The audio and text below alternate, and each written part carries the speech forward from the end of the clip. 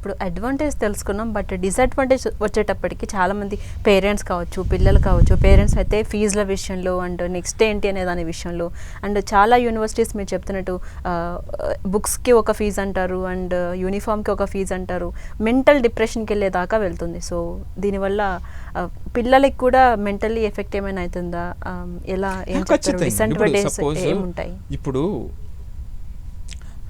మనం ఐబీ అనేటువంటిది వరల్డ్లో నెంబర్ 1 కదా. నేను 10 లక్షలు కట్టగలను ఫీజు అని పేరెంట్స్ జాయిన్ చేశారనుకోండి, సరైన ఎకో సిస్టమ్ లేకుండా ఏవో ఉపయోగం లేకుండా అయిపోతుంది కదా. అంటే మన యొక్క అవకాశాలు ఎంతవరకు ఉన్నాయి, మనం చూసేటువంటి ఎండ్ రిజల్ట్ ఎక్కడ అనేటువంటిని బేరీజ్ వేసుకుంటూ ప్రతి దాంట్లో డిసడ్వాంటేజ్ ఉంటుందండి. ఇప్పుడు ఐబీ ఉంది, సో ఎంత ఎక్స్పెన్సివ్ కదా, మామూలు వాళ్ళు చదవలేనటువంటి పరిస్థితి కదా.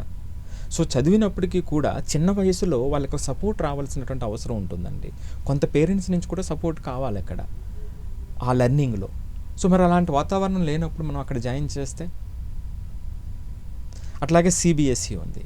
సో సిబిఎస్ఈకి వచ్చేటప్పుడు నేను ఇందాక చెప్పినట్టుగా ఇండియా వ్యాప్తంగా తిరిగేటువంటి వాళ్ళు ఉన్నారు, ఎక్కడికక్కడ మూవ్ అవ్వడానికి నెంబర్ ఆఫ్ స్కూల్స్ ఉంటాయి.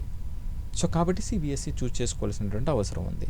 సో నేను అట్లా కాకుండా నేను ఒక విలేజ్లో ఉన్నానండి, అక్కడి నుంచి నేను ఎక్కడికి వెళ్ళను, అక్కడ సిబిఎస్ఈ స్కూల్ లేదు, అలాగని నేనేదో మిస్ అయ్యానని అనుకోవాల్సినటువంటి పని లేదు. మీరు ఇందాక చక్కగా చెప్పారు, సో ఒకే బోర్డులో ఉన్నటువంటి వాళ్ళు మాత్రమే గొప్ప వాళ్ళు అవుతారని. అది ఎందుకు అవుతుంది? అలాగ అవ్వదు కదా. అక్రాస్ ద గ్లోబ్ ఎక్కడ స్కిల్స్ ఉంటే వాళ్ళు అలా అలా ఉవ్వెత్తున లెగుస్తారు. సో కాబట్టి అలా ఫీల్ అవ్వాల్సినటువంటి అవసరం లేదు. కాకపోతే అక్కడ ఎంత ఎఫర్ట్ పెట్టించాం అనేటువంటిది ఇంపార్టెంట్.